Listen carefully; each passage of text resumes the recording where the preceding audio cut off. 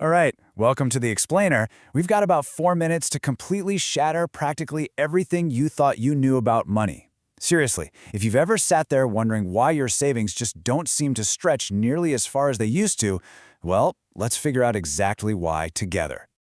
So let's jump right into this with a massive fundamental question. What actually is money? We're totally conditioned to think of it as just the heavy coins jingling around or the paper bills sitting in our wallets.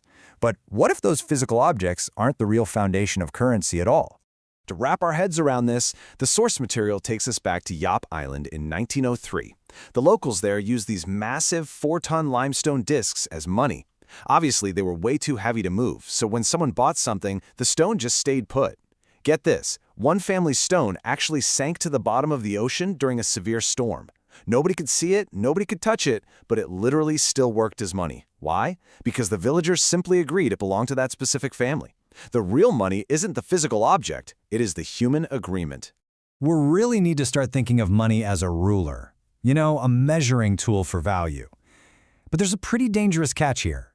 A minute is always exactly 60 seconds, anywhere in the world. It's fixed in nature.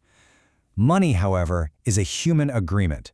And because it's just an agreement, it can be secretly altered and manipulated by the people holding the ruler, without them ever actually telling you. Section 1. The barter myth busted. Let's look at what the textbooks actually got wrong here and where this incredibly fragile agreement really came from. So it turns out we've been fed a 250-year-old economic myth. Back in 1776, Adam Smith wrote that early humans used to barter, trading fish for bread, until it just got way too complicated and we finally invented money.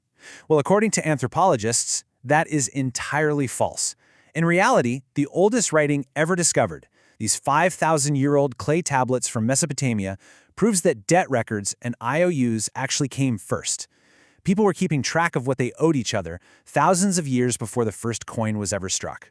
The source points out that barter was never the primary starting point for human economies. It's literally an emergency backup plan. People only revert to trading goods directly when their money system completely collapses, like what we saw in Russia in the 1990s or Argentina in 2002. Debt and the agreement to pay it back is the true foundation. Moving to Section 2, the Goldsmiths magic trick. If money is fundamentally just a debt agreement, let's see how governments and banks historically figured out how to shrink our measuring ruler for their own benefit. The history of how our money was altered is wild. In 10th century China, people started using paper receipts instead of heavy iron coins just for convenience. But the government eventually overprinted those receipts until the whole system collapsed. Then, in 17th century London, goldsmiths realized they could secretly print fake receipts for gold they didn't even have and lend them out for interest. And instead of stopping this massive fraud, King William III basically copied it in 1694 to fund his wars, which established the Bank of England. Finally, skipping ahead to 1971, U.S. President Richard Nixon completely severed the dollar's last remaining physical anchor to gold, turning the entire global economy into a system backed by absolutely nothing but trust. And because that final physical anchor was cut in 71, the ruler has been shrinking incredibly fast. A $100 bill kept in your pocket since that night has silently lost 92% of its purchasing power today. The number printed on the bill is exactly the same, but the actual value has been quietly drained away. Section 3. The modern money machine. Now, you might think we would have fixed this deeply flawed system half a century later, but let's look at how it operates right now, today. Today, that 17th century goldsmith's magical receipt printing trick has simply moved over to computer screens. An astonishing 97% of all money exists purely digitally now. Physical cash is practically just a rounding error. So the crucial point here is how this digital money is actually born. When you go to a bank for a loan, they aren't lending out other people's savings to you. The source explains that the exact moment you sign a loan contract, your signature is the asset.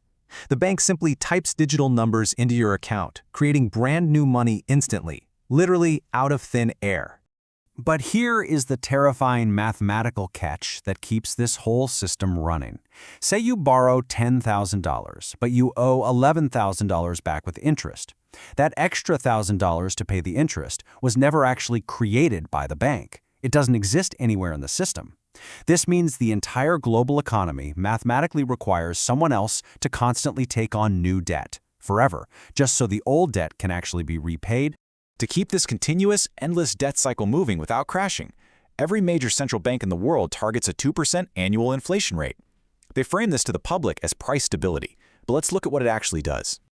The source argues that inflation is not an accident, it's a deliberate system feature. Compounded over a lifetime, that seemingly harmless 2% target actually halves the value of your savings roughly every 35 years. The system is perfectly designed so that the ruler is constantly being shortened on purpose. This naturally extracts wealth from the people who save their money, and it massively benefits borrowers because they get to pay back their old loans with newer, weaker currency. I'll leave you with this provocative thought to conclude our 4-minute explainer today.